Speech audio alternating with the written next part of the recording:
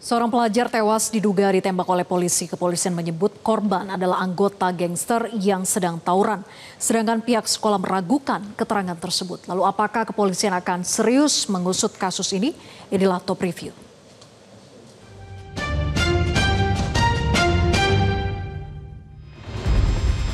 Hari Jumat 29 November lalu, tempat pemakaman umum Dukuh Bangunrejo, Saradan, Karangmalang, Sragen tampak ramai. Hari itu dilakukan ekshumasi atau penggalian kubur untuk mengambil jenazah pelajar berinisial GRO guna dilakukan autopsi atau pemeriksaan jenazah untuk mengetahui penyebab kematian. Sebagaimana diketahui, pelajar SMKN 4 Semarang berinisial GRO tewas diduga akibat tembakan senjata dari Aibda Robik Zainuddin pada Minggu 24 November. Korban GRO meninggal dunia setelah sempat dirawat di rumah sakit dengan luka tembak pada bagian pinggulnya.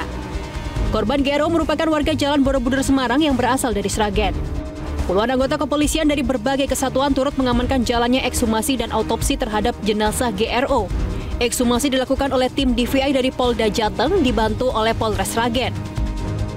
Hari ini kita melaksanakan kegiatan ekshumasi yang dipimpin oleh Pak Kabid Dokes, nanti akan menjelaskan bagaimana prosesnya.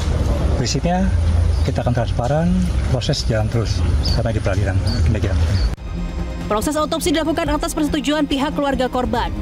Pihak keluarga mengatakan permintaan ekshumasi adalah dari pihak Polda Jawa Tengah dari hari Kamis lalu. Keluarga meminta setelah proses ekshumasi dapat diperoleh kejelasan terkait kematian korban.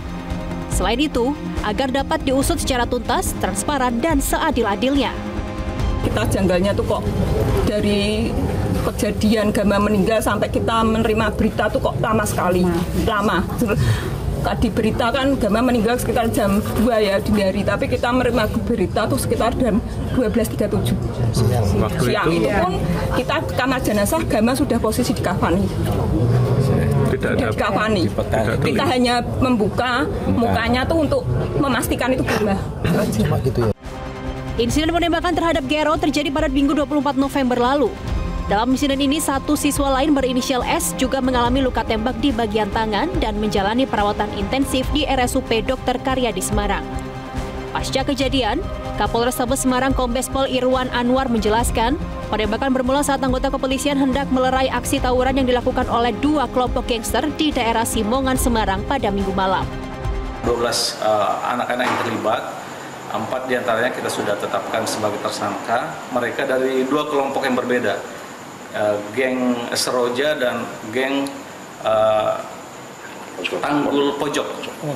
Nah, korban ini kebetulan dari geng Tanggul Pojok yang saat kedua kelompok gangster ini melakukan tawuran, kemudian muncul anggota polisi, kemudian dilakukan upaya untuk melerai, namun kemudian ternyata anggota polisi informasinya dilakukan penyerangan sehingga dilakukan tindakan tegas. Namun Wakil Kepala Sekolah Bidang Kesiswaan SMKN 4 Semarang Agus Riswantini meragukan bahwa korban terlibat tawuran gangster. Makanya kita pun juga istilahnya karena belum mendapatkan informasi yang jelas, kita tidak berani menyampaikan penyebab kenapa sampai tertembak. Karena kalau yang di WA di sliweran itu kan banyak sekali toh macam-macam, ada yang bilang korban tawuran, ada yang korban, padahal kan kita nggak tahu persis kenapa. Tapi sejauh ini mereka pernah terindikasi terlibat tawuran? Enggak. Kasus ini pun menjadi isu nasional. Komisi 3 DPR RI mengatakan mendapat laporan mengenai kasus penembakan siswa SMK di Semarang yang dilakukan oleh oknum polisi. Ketua Komisi 3 DPR RI Habibur Rahman akan mengevaluasi Kapolres Semarang buntut polisi menembak siswa SMK di Semarang.